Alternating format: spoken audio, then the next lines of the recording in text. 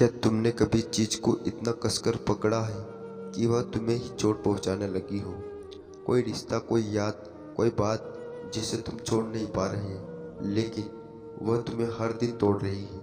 बुद्ध कहते हैं, जब तुम छोड़ना सीख लेते हो तभी तुम जीना सीखते हो।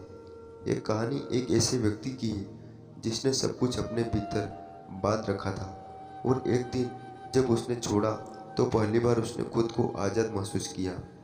यह सिर्फ एक कहानी नहीं, यह एक दर्पण है जिसमें हर इंसान अपनी परछाइयाँ देख सकता है। चलिए आज की कहानी शुरू करते हैं। छोड़ देना, एक बोध कथा जो हमें जीवन का सबसे सुंदर सबक देती है। बहुत समय पहले की बात है। बुद्ध अपने शिष्यों के साथ एक गांव में ठहरे हुए थे। सुबह का समय था। सूरज की पहली किरणें पेड़ों की पत्तियों से छन रही थी। सब कुछ शांत था, पर एक शिष्य आनंद भीतर से बेचैन था। उसने बुद्ध से कहा, भगवान, मैं हर छोटी बात पर दुखी हो जाता हूँ। कोई कुछ कह देता मन विचलित हो जाता है, कोई उम्मीद टूट जाए तो भीतर खालीपन महसूस होता है। मैं क्या करूँ? बुद्ध ने मुस्कुराकर कहा। उसकी ओर देखा और बोले, आनंद, पास की नदी तक चलो। दोनों नदी किनारे पहुँचे। बुद्ध ने एक पत्थर उठाया और आनंद को दिया। बोले, इसे अपने हाथ में कसकर पकड़ो। आनंद ने पत्थर पकड़ लिया। कुछ देर बाद बुद्ध ने पूछा, अब कैसा लग रहा है?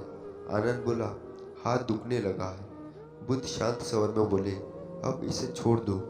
जैसे आनंद के पत्थर छोड़ो, चेहरे पर राहत आ गई। बुद्ध ने कहा, यही तुम्हारे भीतर और तुम्हारे दुखों की जड़ है। तुम जिन बातों, उम्मीदों और यादों को कसकर पकड़ के बैठे हो, वही तुम्हें दुख दे रही है। जब तक तुम छोड़ना नहीं सीखोगे, तब तक शांति नहीं पा पाओगे। आनंद के मन में एक गहरी लहर उठी। उसने सोचा, क्या सच में मेरा दुख बाहर नहीं बल्कि मेरे भीतर है? बुद्ध आगे बोले, देखो आनंद, जीवन एक नदी की तरह है। यह हमेशा बहती रहती है, पर अगर तुम अपने भीतर किसी चीज को रोकने की कोशिश करोगे तो वही रुकावट तुम्हारे भीतर गंदगी बना देगी। यानी जब बहता है तो साफ रहता है, और जब ठहरता है तो सड़ने लगता है। ऐसे जब तुम किसी भावना, किसी गुस्से, किसी उम्मीद को पकड़ लेते हो तो तुम्हें धीरे धीरे भीतर से जकड़ लेती है। बुद्ध ने नदी से थोड़ा पानी उठाया और कहा, देखो, यह पानी साफ है क्योंकि यह बह रहा है, पर अगर इसे किसी पात्र में बंद कर दूं तो कल यह बदबू देने लगेगा। आनंद अब सब समझने लगा था। उसे याद आया कैसे उसने अपने दोस्त की कही एक बात सालों से दिल में रखी थी। कैसे उसने कुछ पुराने रिश्ते को पकड़े रखा था जो अब सिर पर दर्द बन चुके थे, और कैसे हर बार वो अपने अतीत में फंसा जाता था। बुद्ध बोले, जो चला गया उसे जाने दो। जो तुम्हारा है वो कभी जाएगा नहीं। जब तुम छोड़ते हो तो तुम खाली नहीं होते, तुम जगह बनाते हो कुछ नई बेहतर के लिए। जिंदगी में हम सब कुछ ना कुछ पकड़े बैठे हैं। किसी की कई बात, किसी का धोखा, किसी का जाना। हमें लगता है कि छोड़ देना हार है, पर असल में छोड़ देना जीत की पहली शर्त है। क्योंकि जब तुम छोड़ते हो तुम हारते नहीं, तुम हल्के हो जाते हो, और जब तुम हल्के होते हो तुम उड़ने लगते हो। बुद्ध कहते हैं, जो चला गया उसे जाने दो, जो बचा है उसमें मुस्कुराना सीखो।